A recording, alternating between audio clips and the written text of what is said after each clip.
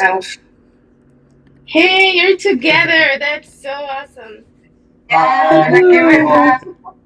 hi, Livia. Oh, that's so Nice. fun. Oh, nice to see you. You too. Yeah, happy to see you all. It's okay. We can start and then maybe people jump in or we have the recording. So Yeah. okay, cool. So should I share my screen?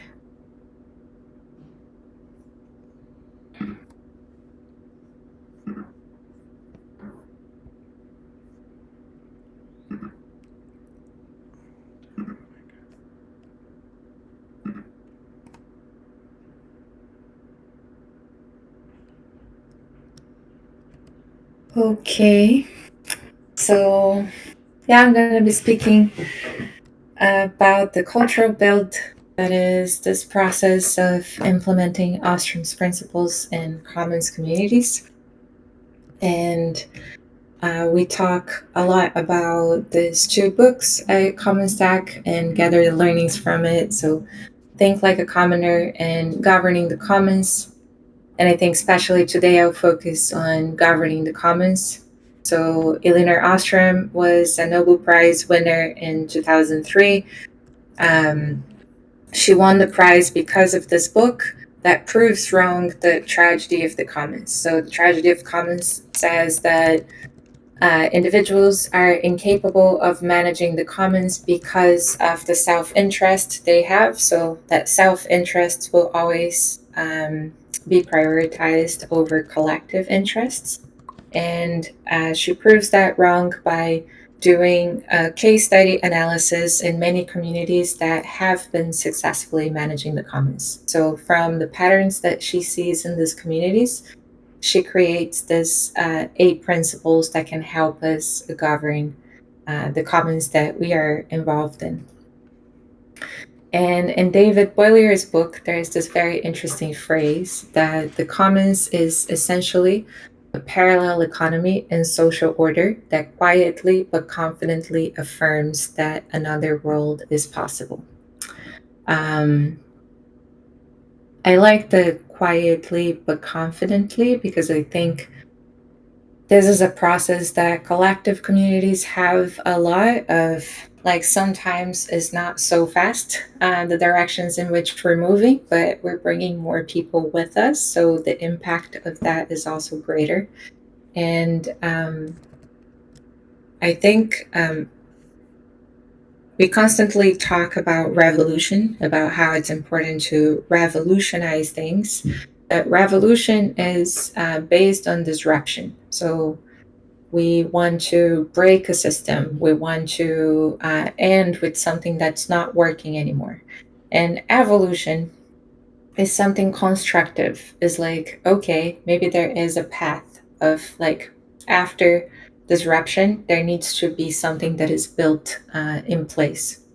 Something that stayed a lot with me from the last protests I saw in Brazil when we had a horrible president in power up to a year ago, and it was a protest against him. And everybody in this protest was very clear about what they didn't want. But there was no organization or means of organizing for the people that were there to channel a direction in which they wanted to move towards. So, what is the world we want to make it possible? What is the parallel economy and social order that we want to make possible? And I feel like often we don't give ourselves time to visualize the answer to this question that I think is very particular to every person. So, what are the details of the world that you want to see instead of the world you live in now? How would the relationships change? How would the food you eat change? Would you still live in the same place? Would you be interacting with the same groups of people? What would you be talking about? What would you be wearing? Would your preferences change? What type of music would be playing? I think all of these subjectivities that start to build the image of a new world are possible, are necessary for this constructive evolution. And with that, I think the definition of culture is very important, because if we're thinking about a new reality, if we are thinking about a change, we are thinking about a new culture, a new way in which dynamics, social dynamics happen, that people interact and live. And I think defining some concepts is important for us to have a common ground of what are we even speaking about. And defining culture has been something I think a lot about. How could we start to define culture, to expand on these definitions and practices around it? So something I found that I liked it is this one: cultivation of the soil, tending to the earth and grow, tend to the earth. I I think this image has humbleness with nature that I think is important for our relationship in an ecosystem, of like what are all of the aspects involved in our growth. And the etymology of the word culture comes from culture, cultura, culture, that is like to cultivate. So the cultivation of the soil. And this made me think of another definition that I've been liking to use, that is, culture is the tension between tradition and innovation. There is oh, here it is. So I see as this, there is a movement there. So we have tradition on one side, which is the soil, and that is so important for everything that will grow in it, that is the innovation.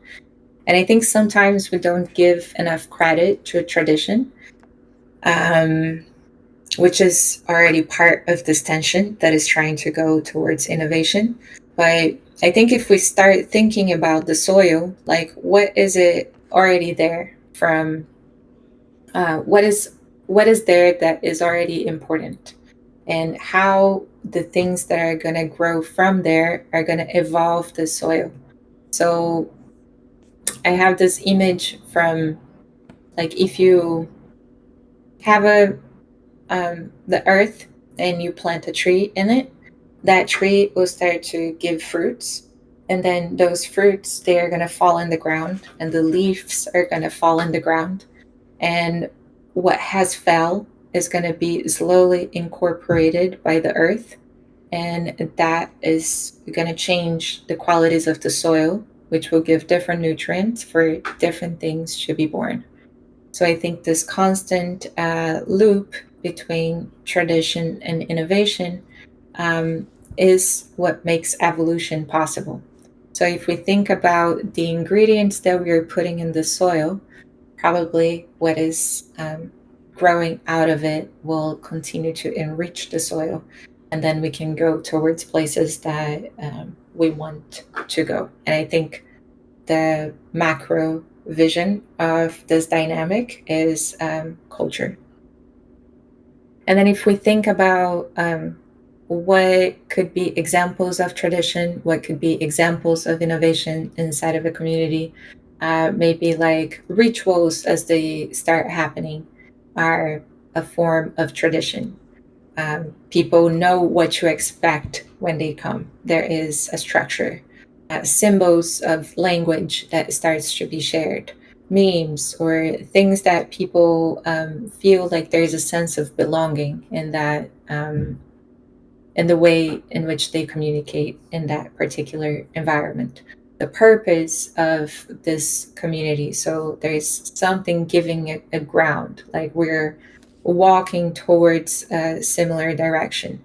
The boundaries. So, what is the shape of this? Who can step in the soil? How? What are the rules that emerge from our rituals, from our purpose, and to ensure our boundaries? What is the code of conduct of this space? What are the education practices that will constantly inform people about what is this.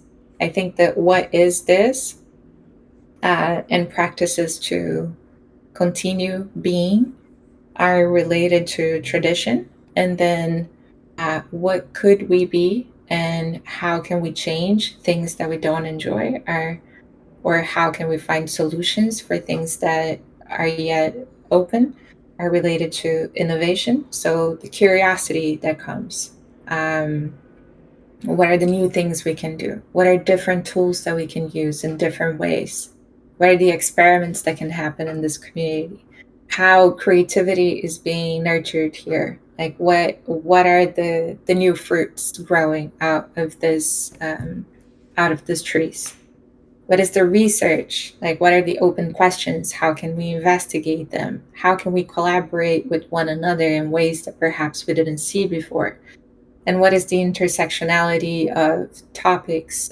cultures, the diversity of the space.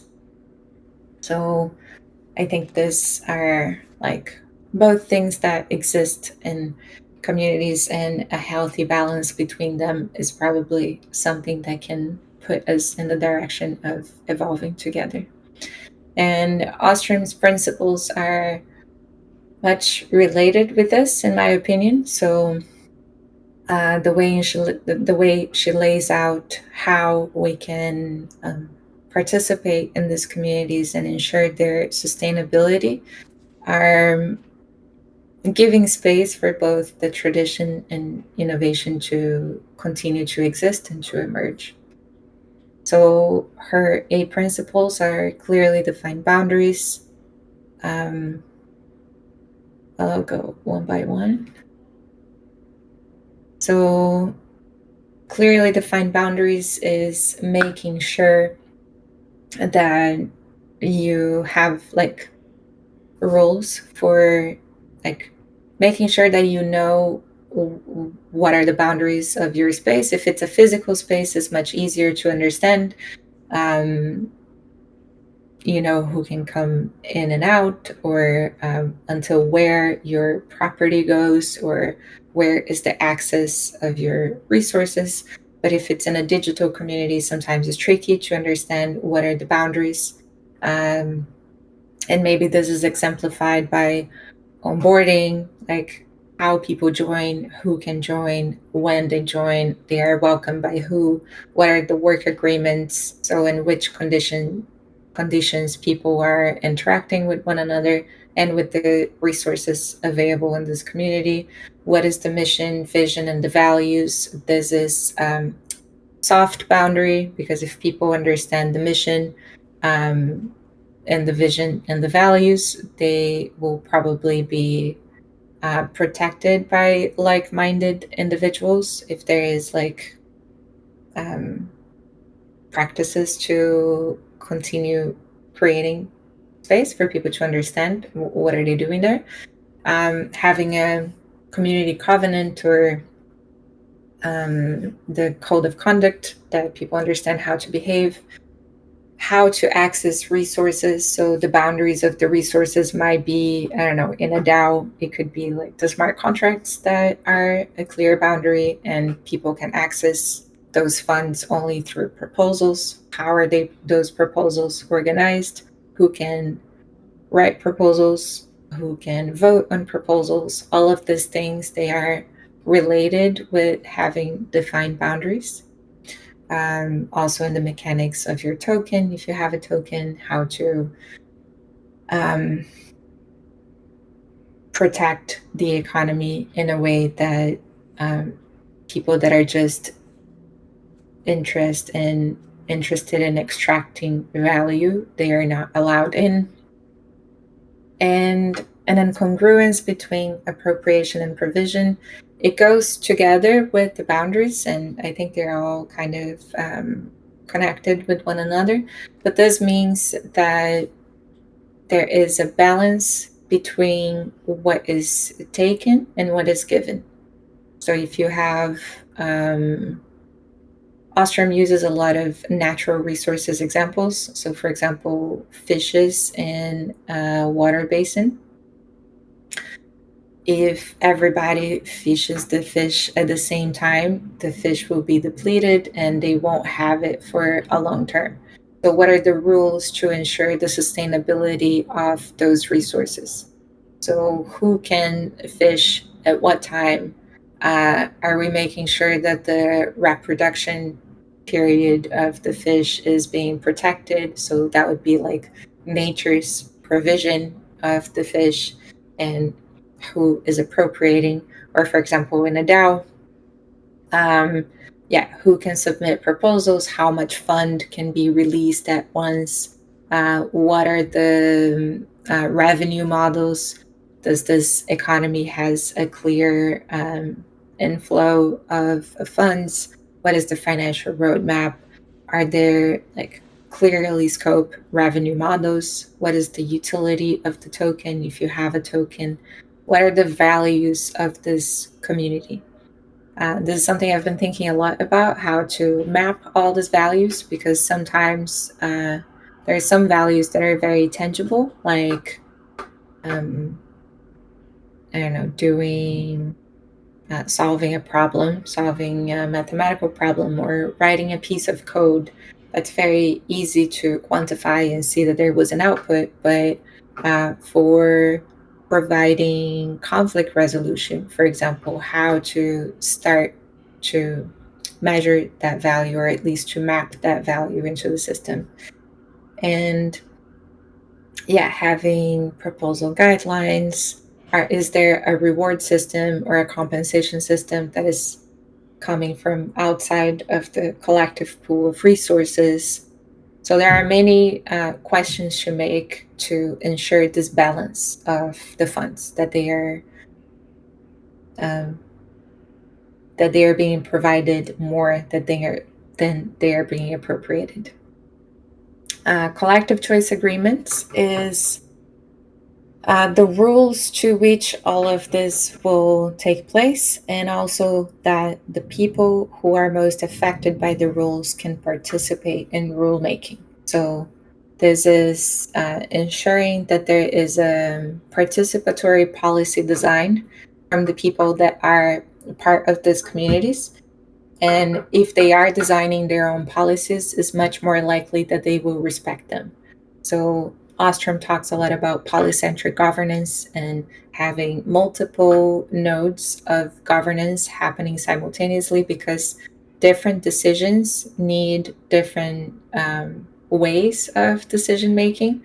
So I don't know, maybe some things can be resolved just by advice process, just by a conversation in a small group, or by consensus, or some things need to be voted on, or some things require a different type of voting mechanism, or some things can be um, decided by, I don't know, they could be curated in different ways and not have just one answer to a governance problem. So there are like important to map all of this decision space, what needs to be decided and how we're going to decide, and also building an environment that allows agency to grow. So, for people to want to participate in policy design and for people to want to be part of this processes, they need to feel like they have agency, that their voice matters. So, there are a lot of processes that we can create for people to feel like that, to feel that they belong. Like the some of the tradition aspects are really good for building agency, in my opinion. So having rituals, having like welcoming environments. And yeah, I think it's enough for this one. And mutual monitoring. Um, so she talks about how it's much better for a community if the monitors for ensuring that rules are being complied are from inside the community, and not that there is an external monitor looking if people were doing the right thing. So like in nation states, a lot of what happens is that those monitors are usually outside of the communities, or communities are very disconnected, so it's hard to feel their boundaries. And there is this legal system that is a bit of this like um, yeah, this patrol that is not involved with the communities, but is like exerting some power from outside. There is a lot of research on um, some communities that used to experience crime, and if the police was trying to solve that crime, there was very bad outcomes. But if members of the community that had experienced similar situations would come and talk to them and offer programs, that was much more effective because they could talk the same language, they belonged to that space, so they were mutually monitoring one another. And we used to use praise as a sort of mutual monitoring. Praise as the system that you appreciate others for something awesome they did, and people getting rewarded for the appreciation others gave to them. So, this mutual appreciation system or any type of gratitude practice can also be seen as a mutual monitoring, but from a positive lens. So, you're celebrating one another, and then somehow you make visible what people are doing to the entire community. And also in mutual monitoring is important that sanctions are clearly stated, and we'll talk about sanctions soon. This is the most uncomfortable topic, but it's important to have like for people to understand that that if they don't participate in the rules, that there are consequences, and what are those consequences. And transparency and public sharing are good ways to ensure mutual monitoring. So yeah, graduated sanctions, she talks about how sanctions or punishments should be graduated, so they should be as granular as possible for small actions to receive small punishments, basically, or small sanctions, so people aren't penalized for, so you don't create this like fear of acting out of the line. And she framed this as forgiving practice, like if someone did wrong, maybe they had their own reasons for doing that, and by um, following this penalty or the sanction, they are forgiven in the eyes of the community. So it's easier to reintegrate people and trust practices. But this, in my experience, and Juan can probably talk more about that too, is very tricky, very difficult to talk about sanctions, penalties, punishments, and in intentional communities, decentralized communities. So yeah, I think for all of you that are getting deeper into this realm now, it would be awesome to have more ideas of how to approach this topic, and also important to have clear processes for who evaluates and applies the penalties and how. This is so important. I couldn't reiterate this more. Um, it's so easy for like everybody thinks that nothing's going to happen, and then at some point something tricky happens and it's like, oh, but who deals with that? So gravity has been an amazing resource in that sense, that like we know that gravity is the group that will deal with that, but even inside of gravity, I think is great to have more and more clarity about um, how penalties are evaluated and applied. According to what is there a document that people can all kind of agree on? Is it based on the values? Is it based on the code of conduct? And are there different ways of interpreting the code of conduct? So all of those are like kind of open questions around this. and conflict resolution mechanisms. So yeah, having access to conflict resolution at a low cost, and that it should be accessible for all people in the community, and everyone should feel comfortable to approach the conflict management practices that are available. And also, Gravity has been very inspired by this principle. So, community members developing nonviolent communication and mediation skills is super important. That's why this course is so important, because the more people are informed about how to solve conflicts, I think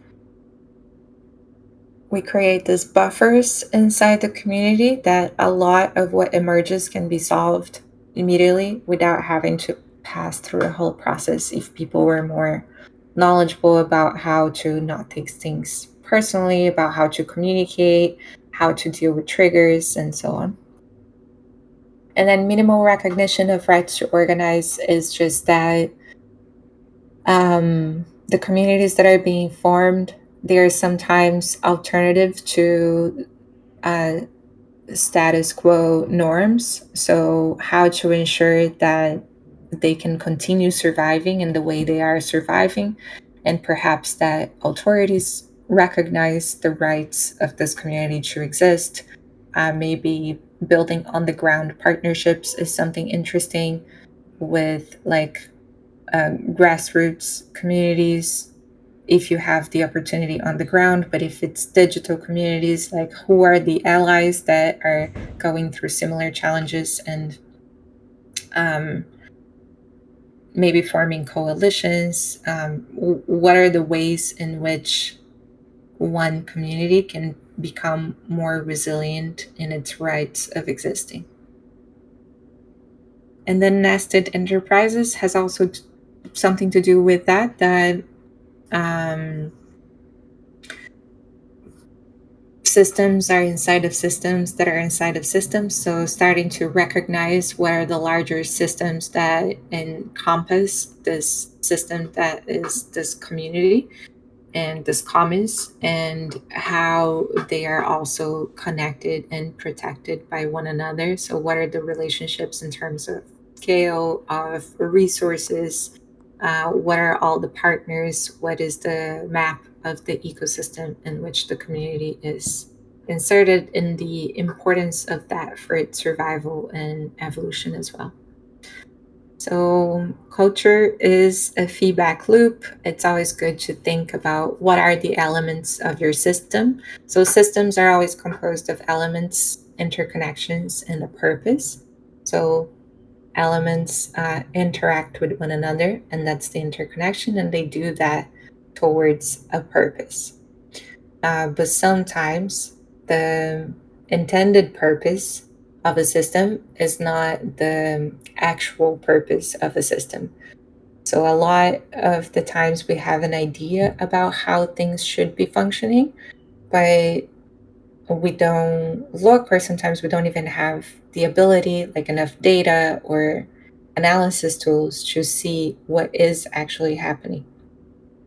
And this is called the de jure purpose and the de facto purpose. The de jure purpose is the dreamed, idealized purpose, and the de facto is like what is actually happening.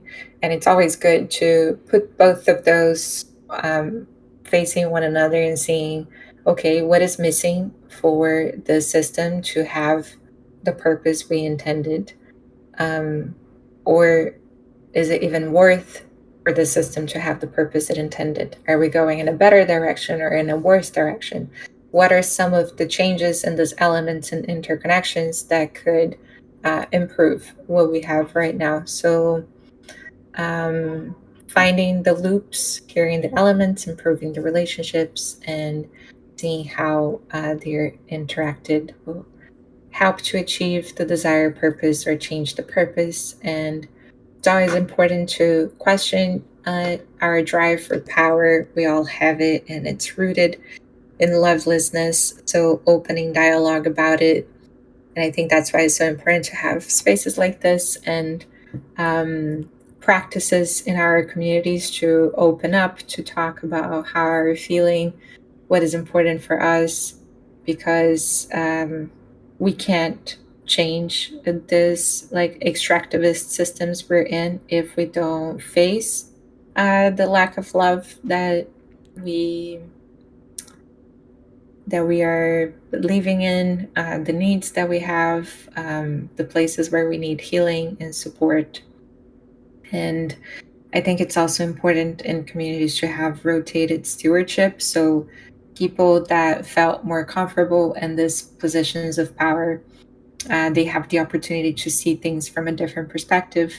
And people that weren't exercising their leadership so much, they can step up and also guide others. So finding ways in where we can guide each other in different ways, and everyone has the ability to become a leader on what's meaningful for them. So trying to have that emerge, what is meaningful for people, why are people doing what they're doing, what do they believe in, what are they passionate about, incentivizing people to act their passion whenever is possible. And something interesting I've been finding too is that goals shouldn't be present all the time, but meaning should. And sometimes um, when we get so goal oriented, we get a little bit lost on the meaning. And I think that has to do with the system starting to get like off purpose. So, how to cultivate spaces for meaning and connection rather than productivity, and then having spaces that are focused for productivity. Um, Separating them can be very helpful sometimes. Like in this space, it's very laser focused on an outcome, and then having spaces that are very open and that are there just for people to be and feel seen just by being. And yeah, that's it. Thank you. Thank you all for listening. Livy, thank you for the presentation, and also thanks to all the people that is joining. Um, Now, I think that we could use these 20 minutes to maybe ask questions, make some comments. Um, Maybe if there's something that you heard that you would like to dive deeper, please share. And the last 5 or minutes, we'll be sharing the QR to claim the POAP for today's session. And yeah, I will also like to open the space for Bianca, for Nicola, if they would like to comment or ask something, and also then I will jump in a little bit. Yeah, I want to jump in really quick. Levy, where can folks find you, find the content that you create? How can we make this available for people to get in touch and know more about what you do? Yeah, I can share this presentation if it's helpful, and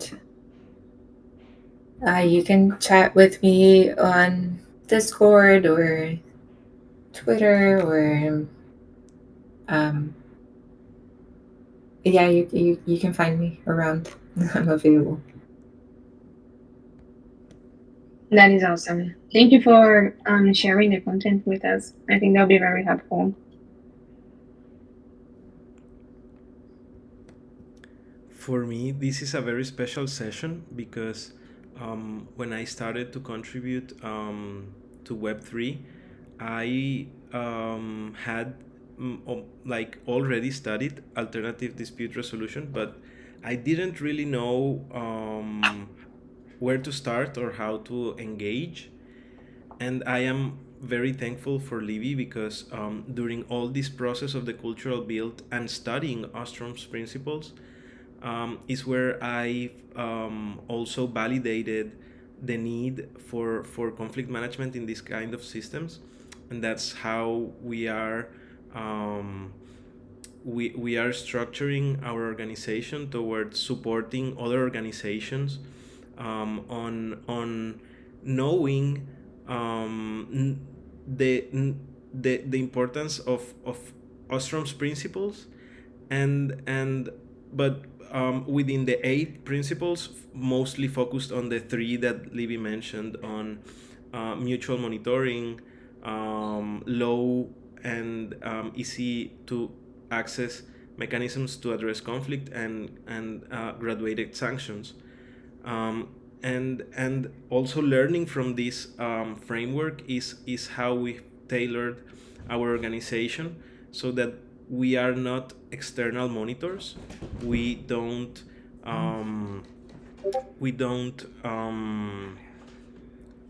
sorry, I got distracted. We're not external monitors. We don't really monitor or like centralize the dispute resolution. Instead of that, we try for the communities to develop their own internal management layer and their own skills um, to manage conflict. So yeah, we try to decentralize and to make that the conflict management is done inside the systems and not by any external third party that may have different incentives from the ones that the community has. And yeah, please complement, share any questions that you have in the chat, or take the mic if you would like to say something.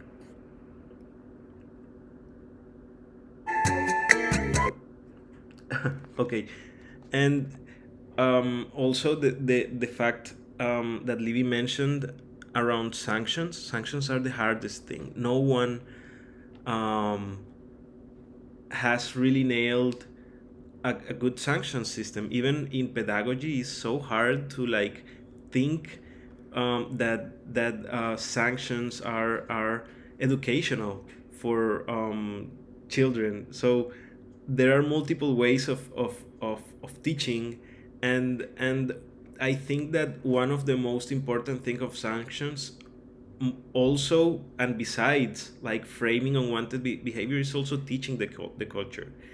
And it's so difficult because you want to be loving, but then you end up being soft, and sometimes you also have to be hard. And here we say that we have to be soft on people and hard on problems, but it's very easy to mix one thing and the other, and um, yeah, like sanctions are always something that people want to avoid, something that scares people, but it's also one of our most important ways to educate and to respect the boundaries. So it's needed, but it's super hard because we see sometimes that sanctions end up being harder than or bigger than the fact that was triggered, or they can also be smaller for what anyone can think that would be the solution around the conflict. And that also happens, that everyone has a different like perception of a conflict, and some people will say, hey, we needed to be tougher in that situation, and other people will say, hey, we needed to be softer in that situation. So it's an ongoing learning process. And yeah, I think it would be really, really, really nice to deep dive on sanctions and to really study this, because um, they are needed. But how can we help them to go in hand by hand with the culture that we want to build? We don't want to build a punitive culture.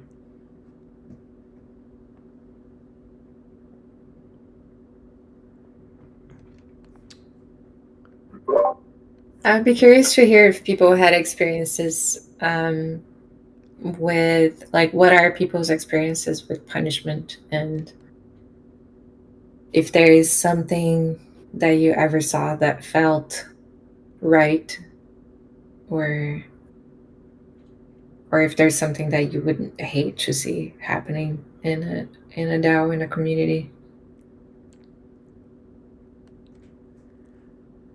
I was thinking about my little niece, and like my brother is not like um punitive with her, but I see that sometimes people, even with babies, is like, hey, don't do that, or like here in Spanish would say like pan pan, and it's like a small physical like punishment. And I don't know, it's a real question also, not only on how do we solve issues, but also how do we teach people. And uh, somehow, like, we can say, okay, instead um, of punishing, we can only use rewards. But there's a book that Durga shared with me that is called Punished by Rewards. And somehow um, rewards can also um, support, like, shaping things into how, into a mindset that maybe can be shared by some, but not shared by others. So that's the beauty of human nature, and that's I think all this coordination game that we're playing, that we are trying to coordinate, to respect each other, to bloom, to develop ideas, but at the same time, we are trying to transform the ways we relate into a culture that is nurturing for all the participants.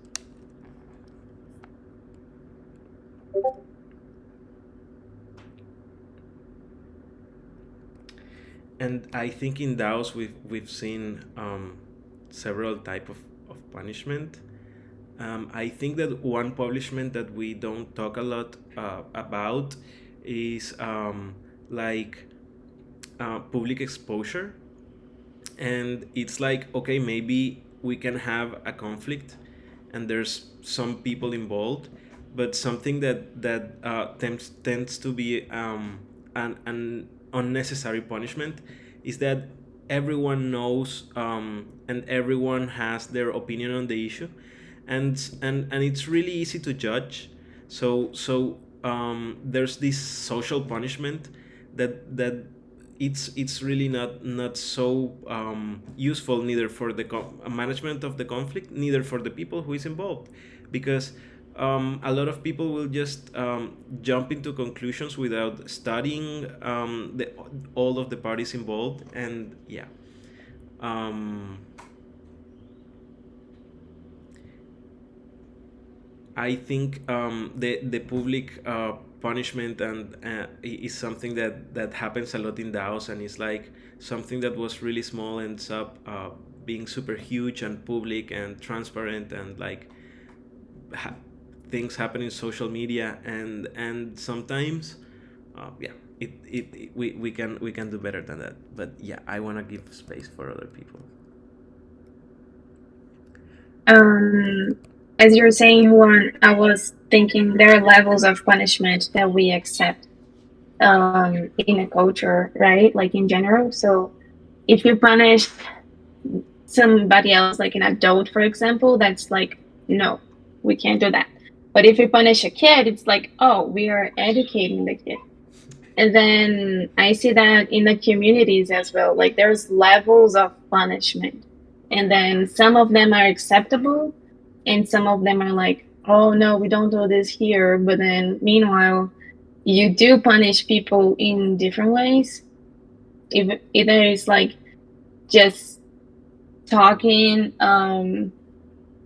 things that didn't happen, and like we did in a role play last week, going in their bags, and like it is a kind of punishment because that person's gonna feel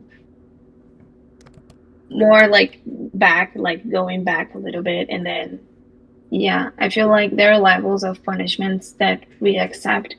And King Wealth also answered to the question Livy said about the experience in punishment, and he said that about proposals, rejections, legal recourse, loss of membership or access among the few. So I just want to also to bring a voice to his comment. Vote of no confidence too, he said.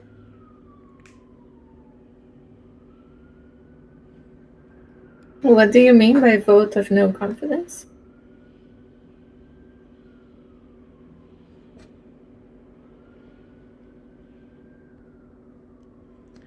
I think it would be like not trusting again, or and that's also around what Livy mentioned around healing practices, and is that we should be able also to integrate people who suffer or participate from conflict, so that we are not like taking them out but bringing them in. And yeah, like rejecting a proposal is also somehow a way to punish a group if they are not delivering, or yeah, multiple ways of sanctions that we can see. I think that in this stage, not everyone can jump and speak, but if they request it, we can give them mic access.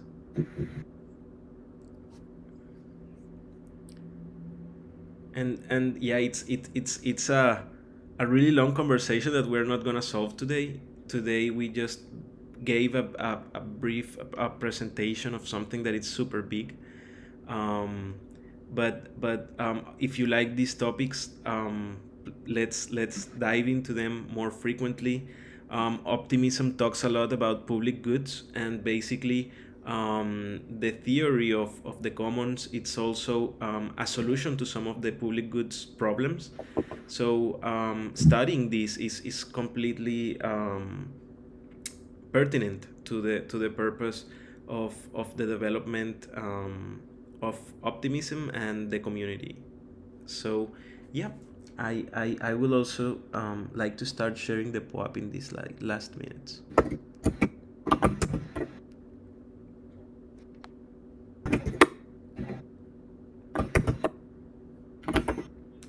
And Livy, here we have praise in this Discord. That's a proposal that is being implemented this season. So yeah, nice that you also mentioned it, because um, it's something that it's also being implemented here as a way for mutual monitoring, um, for recognition of others' work, and yeah, for future recognition of participation.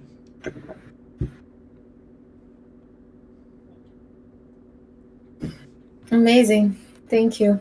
Thanks, Juan.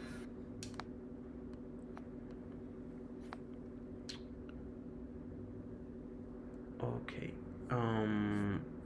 Bianca, do you have the link in hand? I can share the link. I can share Where the do you screen. activate praise? Is it in any channel? Yes, in any channel. Slash activate and slash praise. Backslash praise. I got the link.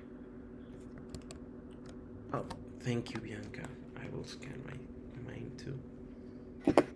Oh, I think I already have mine from earlier this week.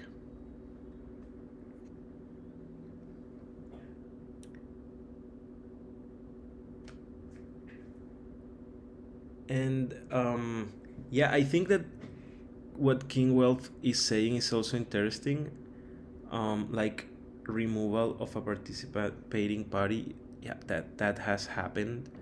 Um, like where a member of the community did something, and then the whole community is voting to take a decision, and either like yeah, removing them from a team, as we saw, for example, at ENS some years ago, or um, like if someone did something and then there were no processes in place, then yeah, just taking the decision goes like into the highest um,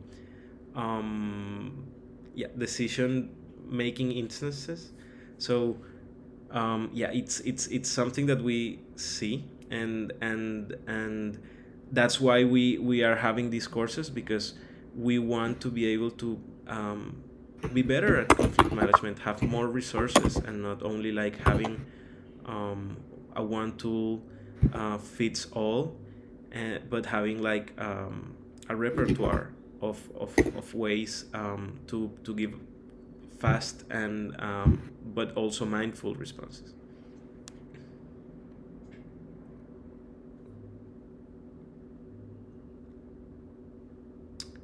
So yeah, I think that we are getting to the top of the hour, and I really want to thank Livy. I really want to thank all our audience.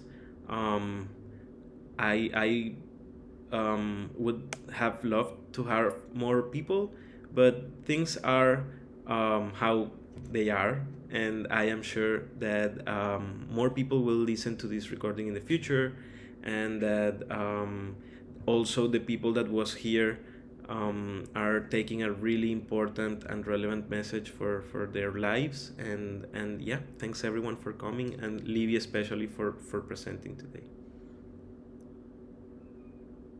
Thank you. Thank you all. I really appreciate it. And hope this will be a very fruitful and amazing group for Optimism. Thank you all. Yeah, thanks Dave for being here, for sharing with us. Thank you everybody for coming. I see you later. We see you again on Tuesday It's the last for week. the feedback session. Yes, it's my last week next week. I'll see you soon. Take care. Thank you all. Bye. Bye. Take care. Enjoy your weekend.